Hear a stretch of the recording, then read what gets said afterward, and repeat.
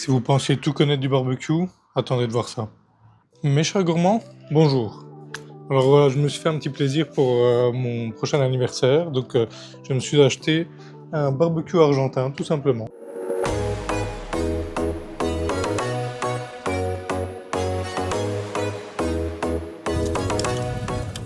Avant de vous montrer ce que je suis en train de préparer dessus, parce que vous le voyez, je suis en train de cuisiner, je vais déjà vous expliquer qu'est-ce que c'est qu'un barbecue argentin. Parce que chez nous, donc en Belgique, en France, tout ça, on appelle ça souvent un barbecue asado, mais c'est erroné en fait, hein. C'est un mauvais terme à employer. Alors je ne suis pas du tout argentin, ni d'origine, ni quoi que ce soit, mais c'est juste que je m'intéresse à la culture du barbecue depuis déjà un certain moment. Et d'ailleurs, petite anecdote, donc c'est un barbecue argentin, donc un Santa Maria, qu'on pourrait appeler de la marque Barbecook, qui est belge. Merci les amis. Et donc en fait, Barbecook pour moi c'est assez spécial parce que c'est le premier barbecue que j'ai connu. Mon père avait un barbecue déjà quand j'étais tout petit et c'est là-dessus que j'ai tout découvert. Donc voilà, pour moi ça a un certain attachement. Donc un asado, qu'est-ce que c'est?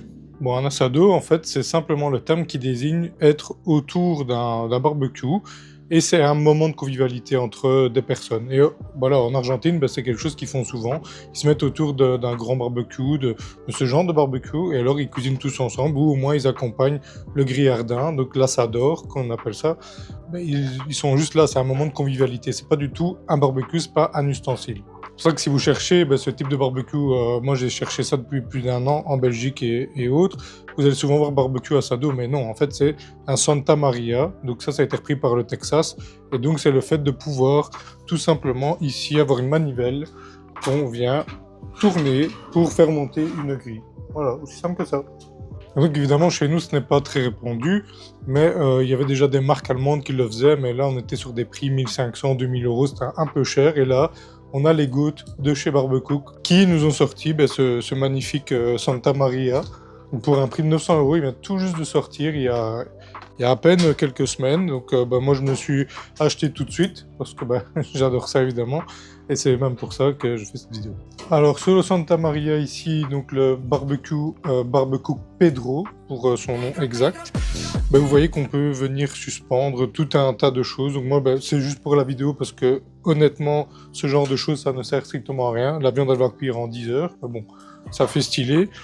Donc on peut venir suspendre plein de trucs, sauf l'ananas, ça c'est très utile de pouvoir suspendre l'ananas parce que ça va le cuire et le caraméliser tranquillement, donc ça c'est vraiment cool. Et ensuite on a tout ce qui est le bac qui récupère donc au niveau du dessous, au niveau des briques réfractaires. Donc à l'intérieur on a ces briques réfractaires et ensuite on a le petit trou, on va pouvoir venir racler tous les cendres qui vont venir tomber tout simplement dans ce petit bac. C'est quand même chaud, attention. Ce bac récupérateur de cendres, c'est très pratique. Franchement, ce barbecue, c'est vraiment une masterclass pour moi. C'est très bien en termes de matériaux.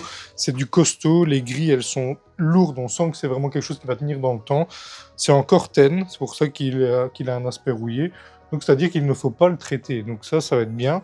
Pour moi, en tout cas, parce que voilà, j'ai un peu de mal à entretenir tous les trucs comme ça. Donc j'ai pour ça que j'ai acheté son petit copain à côté, donc le Nestor Buddy, qui va avec la plancha de chez Barbecook. Et donc voilà, l'acier Corten, c'est parfait.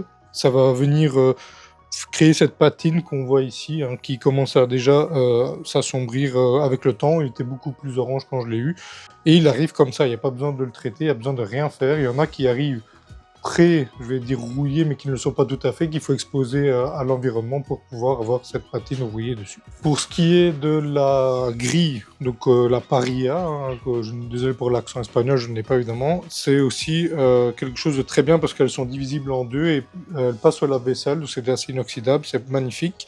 Et donc pour les dimensions, je vous les mettrai parce que je ne les ai plus en tête et je n'ai pas mon mètre sur moi. Alors l'intérêt de ce genre de barbecue, c'est évidemment ici ce qu'on appelle la firebox, donc la boîte à feu en français, même si on devrait trouver un autre terme, où on va venir faire brûler son bois, charbon de bois, et alors ça va tomber en dessous et on va venir ensuite tirer avec l'ustensile fourni avec.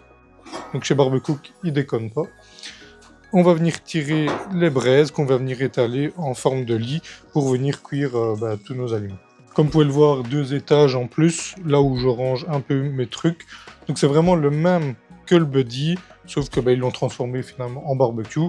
Et Moi, c'est vraiment pour sa versatilité que je l'adore, parce qu'on peut tout faire. On peut cuire en low and slow, on peut cuire en direct. Vous pouvez venir mettre une grille donc au-dessus du foyer et alors vous pouvez venir snacker directement vos aliments. Alors c'est très très très très chaud, donc il faut faire attention, mais moi je ne l'ai pas prise parce que bon, j'en ai pas besoin pour le moment, mais c'est très bien. Et on peut même changer une des deux grilles pour mettre une plancha, donc ça c'est vraiment top du top. Bon, bah, comme vous le voyez, évidemment, tout le dessus est en full inox. Donc, ce qui n'est pas, je vais dire, de la structure même du barbecue en tant que, comme le buddy, en tant qu'étagère, je vais dire, tout le reste est en inox. Donc ça, c'est vraiment parfait. Ce truc-là, il va durer des années. Et ça va justement me ramener à la petite anecdote que je vous disais, que mon père qui avait un barbecue en full inox et qu'il l'a toujours, qu'il l'utilise toujours, ah ben, je pourrais peut-être faire la même chose et garder celui-là pendant des dizaines d'années et peut-être même cuisiner un jour avec mes enfants dessus. Bon alors ici je vais venir répartir mon lit un peu plus uniformément en faisant tomber ce qui est dans la firebox. Donc toujours un bon gant, barbecue de nouveau, masterclass. Et parce que c'est très très très chaud. Et après on prend le petit ustensile et on va venir disposer ça et récupérer ce qui est tombé. J'en profite tant qu'il est ouvert pour montrer que on peut vraiment venir très très bas avec la grille. Hein. Donc si on veut y aller, il n'y a pas de problème avec ça. Et si après on veut cuire beaucoup plus haut, ben, on peut faire du presque low and slow au final. Donc ici, ben, moi je viens recharger avec du bois bien sec évidemment, toujours. C'est du hêtre, hein, truc classique, je vais dire au niveau une essence de bois classique. Maintenant on pourrait mettre autre chose, un peu comme le barbecue au pelé finalement qui est juste là qu'on voit. Hein.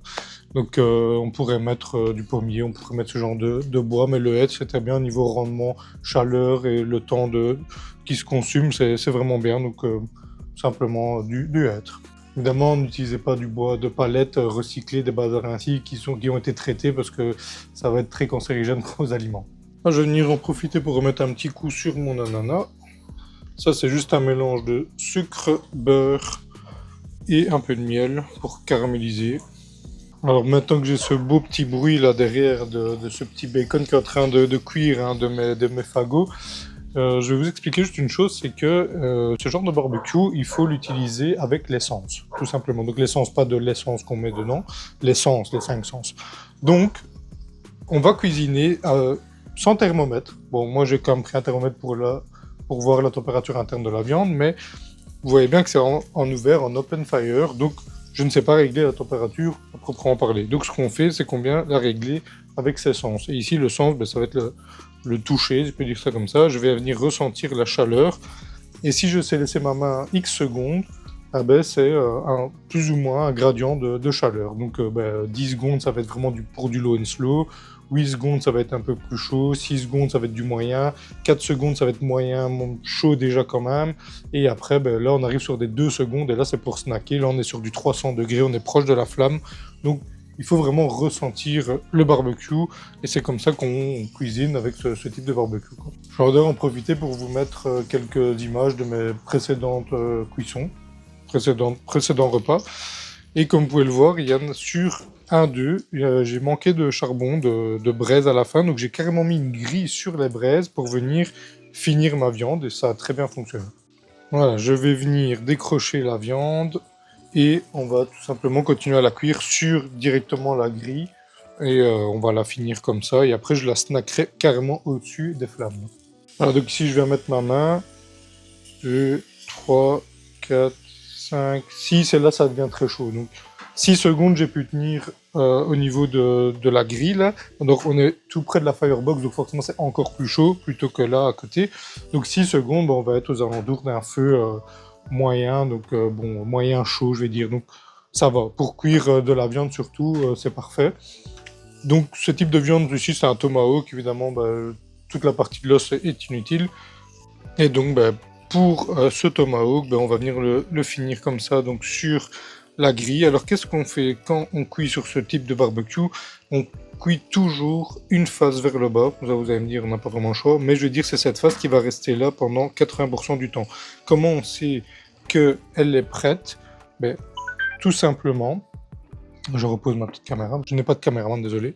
Donc comment je sais que ma viande va être prête? Elle va être prête parce que je vais voir du jus remonter à la surface là au-dessus.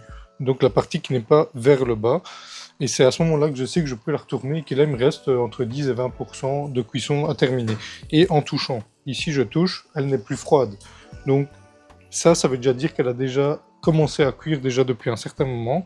Et donc là c'est parfait, c'était vraiment le bon moment pour la mettre au niveau de la grille.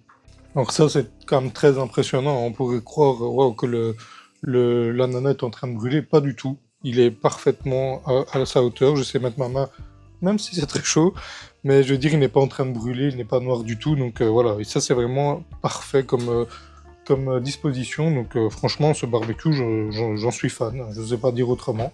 On sait tout faire dessus, hein, vraiment, à part à la limite fumer, et encore que on pourrait très bien faire un lit de braise, mettre une bûche qui va venir se consumer très légèrement et pas comme ça en faisant des flammes, et donc venir apporter ce fumé. C'est très possible, ça se fait de toute façon. Mais bon, j'ai quand même le petit bébé à côté si jamais j'ai besoin, et si vous voulez savoir ce que c'est, ben, n'hésitez pas à aller voir ma toute première vidéo sur la chaîne où je le présentais. Donc un jour on fera peut-être un comparatif entre les deux pour vous montrer qu'est-ce qui est mieux, qu'est-ce qui vous conviendrait le mieux, ou s'il y en a un qui est meilleur que l'autre.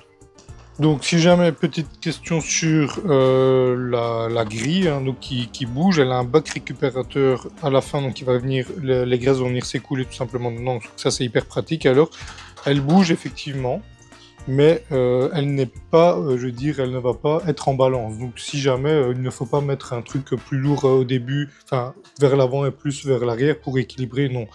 Elle reste bien stable. Oui, je ne la touche pas, elle bouge pas. Donc c'est franchement nickel. Bon, je l'encense depuis tout à l'heure, ce barbecue, mais est-ce qu'il a des points faibles ou des défauts? Alors oui, bah déjà quand ça tombe, je veux dire quand les braises sont prêtes qu'elles tombent, il faut ouvrir, se pencher, prendre un accessoire pour aller les tirer et les mettre au milieu. Bon, ça fait un peu de sport, je vais dire ça comme ça. Donc c'est plus un barbecue où on fait du set and forget comme celui-là qui est réglé en température, qui va tout régler tout seul. Donc bon, évidemment ici il faut travailler, voilà, il faut faire quelque chose, c'est vous qui gérez, vous êtes en contrôle du barbecue, donc voilà, c'est fini de hop, je rentre à la maison et j'attends. Non, ça ici, on est en contrôle, on doit y aller, c'est l'authenticité, c'est le vrai barbecue. Donc voilà, ça c'est, je veux dire, le point négatif. Et alors, au début, quand on l'allume, il va produire énormément de fumée en fonction de si vous avez un bois qui est bien sec ou pas, ça dépend. Ou si vous utilisez quelque chose de qualité. Ça, si vous utilisez un peu des trucs qui sortent de nulle part et qui vous récoltez du bois à gauche à droite ou du charbon bois de mauvaise qualité, forcément vous risquerez d'avoir des petits problèmes. Sinon, en dehors de ça, moi franchement je n'en vois pas. Alors petite astuce avant qu'on termine là, parce que je vais terminer de cuisiner, je vous montrerai le résultat à la fin, mais je n'ai plus rien à dire grand chose sur ce barbecue. Petite astuce, c'est de démarrer donc dans la firebox votre bois qui va être une réserve, que vous allez alimenter comme je le fais au fur et à mesure. Par contre, au tout début, on vient prendre votre petite cheminée, hein, ça c'est le classique du barbecue. On vient la mettre, on en fait une voire deux qu'on vient étaler à l'intérieur parce que le premier batch, donc la première, je sais pas comment on dit en français, mais votre premier lit de braise va servir à chauffer les briques réfractaires et non pas à cuire tout de suite. Donc il faudrait commencer par mettre d'abord des braises pour chauffer ces briques et après amener les autres braises qui vont maintenir et chauffer et cuire finalement. Donc je vais continuer à cuire comme je l'ai dit, je vous montrerai le résultat tout à l'heure.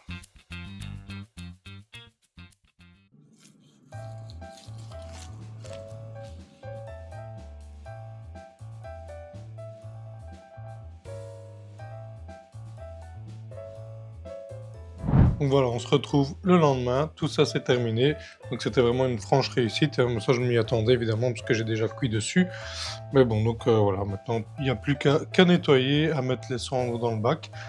Mais donc moi je vous recommande franchement ce barbecue, surtout si vous voulez du changement, si vous voulez faire quelque chose de plus authentique, de vraiment contrôler le feu.